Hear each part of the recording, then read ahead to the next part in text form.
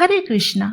हर साल मार्गशीर्ष मास के शुक्ल पक्ष की एकादशी तिथि को मोक्षदा एकादशी का व्रत रखा जाता है। मोक्षदा एकादशी के दिन भगवान श्री हरि की पूजा आराधना की जाती है। धार्मिक मान्यता है कि आज के दिन भगवान श्री कृष्ण ने अर्जुन को गीता का उपदेश दिया था, इसलिए मोक्षदा एकादशी को गीता जयंती भी मनाई जाती है।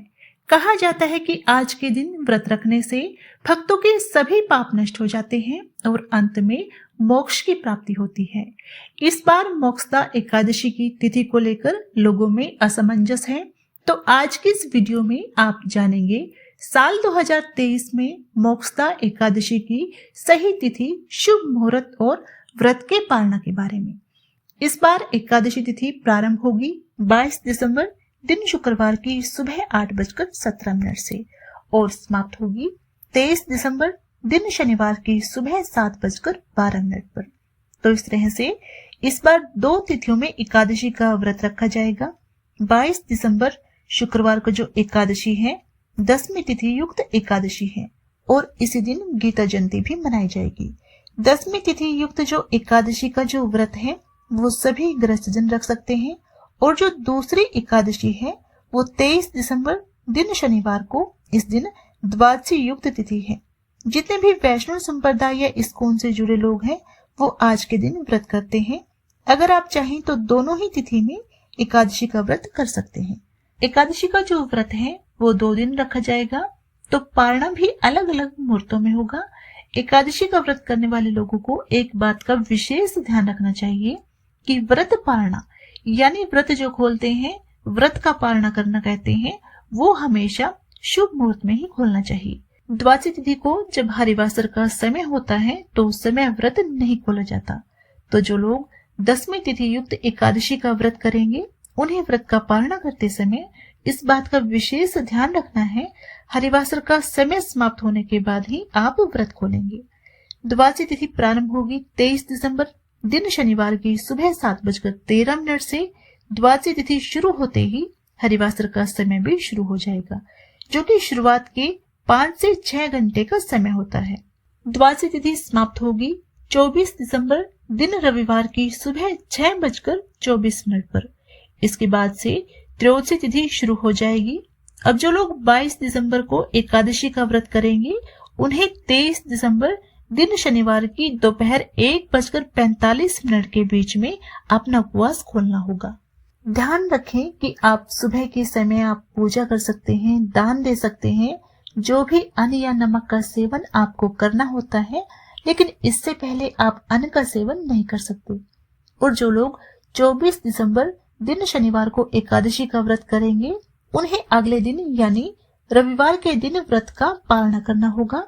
और क्योंकि सुबह के समय में ही त्रयोदशी तिथि लग जाएगी, तो ऐसे में आप बहुत ही कम समय के अंदर अपना उपवास खोलेंगे, जो कि सुबह 7:10 से 45 के बीच का समय होगा। उम्मीद है एकादशी तिथि को लेकर आपके मन में जो भी असमंजस की स्थिति थी वो दूर हुई होगी। अब जानिए कि एकादशी की पूजा आपको कैसे करनी है और मोक्षदा एकादशी इतनी खास क्यों होती है। तो मोक्षदा एकादशी के दिन जब आप व्रत रखें तो सुबह जल्दी उठकर घर की साफ सफाई करके स्नान करें और इस दिन भगवान विष्णु का पूजन पीले रंग की सामग्री से करें।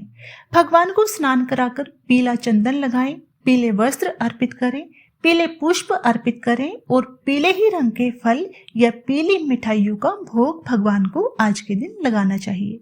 क्योंकि इस दिन को गीता जयंती के रूप में भी मनाया जाता है, तो आप भगवत गीता की पुस्तक का पूजन आज के दिन करें।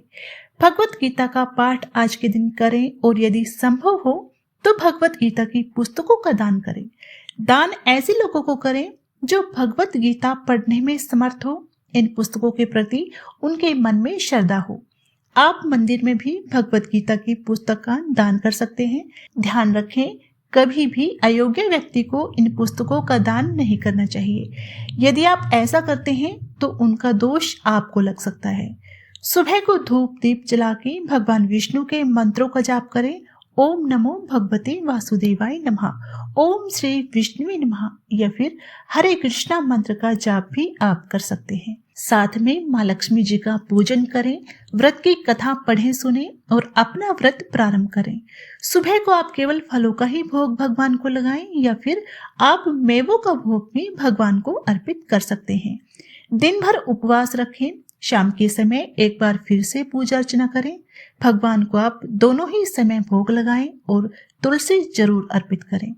अगले दिन व्रत का पालना करने से पहले पूजन करें, दान की सामग्रियों का पूजन करें और अपनी श्रद्धा के अनुसार जैसे आपकी श्रद्धा हो मौसमी वस्त्रों का, मौसमी फलों का दान करें। पीली वस्तुओं का दान करें और व्रत का पालना तुलसी पत्र और जल से ही आप करें। सबसे शुभ माना जाता है जो लोग व्रत का पालना करते समय मुख में तुलसी पत्र रखते हैं।